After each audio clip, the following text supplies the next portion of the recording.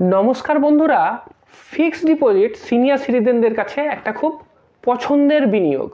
কারণ ফিক্সড ডিপোজিটে যখনই আপনি টাকা জমা করছেন সেক্ষেত্রে আপনার টাকা মোটামুটি সম্পূর্ণ সুরক্ষিতই থাকছে বলা যায়। তো সেই কারণের জন্যই সিনিয়র সিটিজেনরা ব্যাংকের ফিক্সড ডিপোজিটে কিন্তু ইনভেস্ট করেন। এবার এই ফিক্সড ডিপোজিটে যখন আপনি টাকা জমা করছেন, ফিক্সড ডিপোজিট থেকে যে ইন্টারেস্ট আসছে সেই ইন্টারেস্ট ইনকাম যেটা সেটা কিন্তু ট্যাক্সেবল, মানে সেই ইন্টারেস্টটা আপনার যে ট্যাক্সেবল ইনকাম সেটাতে যোগ হবে এবং তারপর আপনার ইনকাম ট্যাক্সের স্ল্যাব অনুযায়ী আপনার ট্যাক্স দিতে হবে। কিন্তু আপনি কি জানেন যে ইনকাম ট্যাক্সের 80 টিটিবি বলে একটা সেকশন আছে, সেই সেকশনের আন্ডারে বলছে যে আপনি যে টাকাটা ইন্টারেস্ট পাচ্ছেন সেই ইন্টারেস্ট থেকে প্রথমে 50,000 টাকা ছাড় পাওয়া যাবে। সেই 50,000 টাকা ছাড় পাওয়ার পর বাকি যে টাকাটা ইন্টারেস্ট আসছে সেই যে ইন্টারেস্ট অ্যামাউন্টটা সেটা আপনার ট্যাক্সেবল ইনকামে যোগ হবে। তারপরে এবার আপনার ইনকাম ট্যাক্স স্ল্যাব অনুযায়ী সেটা ঠিক হবে যে আপনি কত টাকা ট্যাক্স দেবেন, আপনাকে আদৌ দিতে হবে কি না।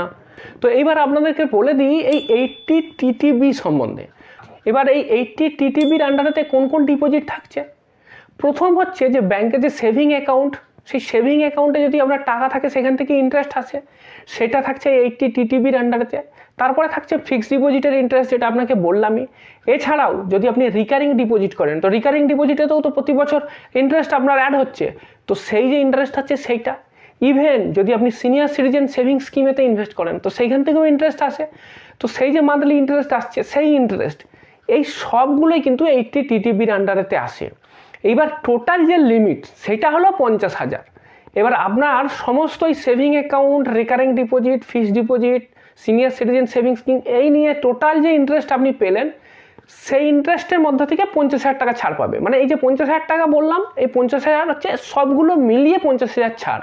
এবার 50,000-এর উপরে যে টাকাটা আপনার ইন্টারেস্ট আসছে সেই ইন্টারেস্টটা কিন্তু আপনার বাকি টাকাটা আপনার ট্যাক্সেবল ইনকামে যোগ হবে এবং সেই হিসেব করে আপনাকে ট্যাক্স দিতে হবে। এইবার আরেকটা জিনিস জেনে রাখা দরকার, সেটা হলো এই যে আমি বললাম না যে ডিপোজিট, তো ডিপোজিটটা কোথায়?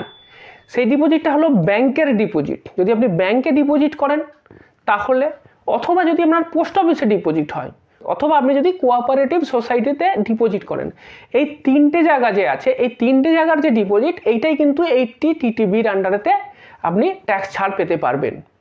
এইবার এই সম্বন্ধে আরও 4টে কি পয়েন্টস আপনার জেনে রাখা খুব দরকার।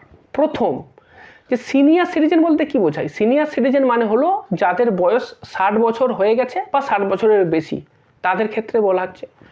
2 নম্বর যেটা, সেটা হলো যে একটা ফিনান্সিয়াল ইয়ারে যদি আপনার ইন্টারেস্ট 50,000-এর নিচে হয় এবং আপনি যদি সিনিয়র সিটিজেন হন তাহলে ব্যাংক কিন্তু আপনার কোনো টিডিএস কাটতে পারবে না।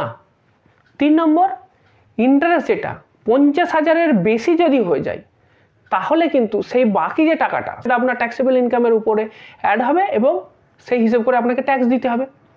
এইবার 4 নম্বর যে পয়েন্টটা সেটা খুবই গুরুত্বপূর্ণ, সেটা হলো ব্যাংকের ফিক্সড ডিপোজিটের মতো কোম্পানিরও ফিক্সড ডিপোজিট থাকে। তো কোম্পানির ফিক্সড ডিপোজিটেতে যদি আপনি ইনভেস্ট করেন সেখান থেকে ইন্টারেস্ট পাচ্ছেন, অথবা আপনি বন্ডে ইনভেস্ট করছেন, এনসিডি মানে নন কনভার্টেবল ডিবেঞ্চার, এইখানেতে ইনভেস্ট করছেন, এই সব জায়গাতে ইনভেস্ট করলেও আপনি ইন্টারেস্ট পাবেন, কিন্তু সেই ইন্টারেস্টটা কিন্তু 80 টিটিবির আন্ডারেতে কোয়ালিফাইড না। মানে এইখান থেকে কিন্তু যে ইন্টারেস্ট পাচ্ছেন সেখানে কিন্তু ওই যে বছরে 50,000 টাকা ছাড়ের কথা বলছে সেই ছাড়টা পাবেন না।